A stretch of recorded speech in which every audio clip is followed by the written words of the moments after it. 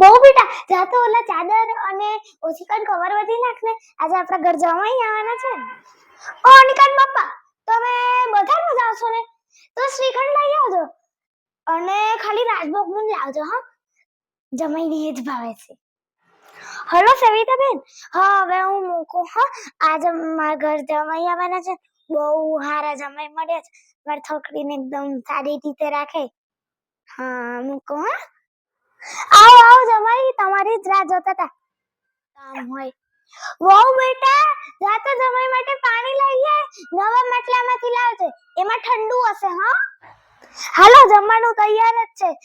જમી લાવીએ તમને ભૂખ લાગી હશે ચલો જમાઈ થોડા દી રોકાઈ ગયા હોય તો તમાર તો બહુ જાવ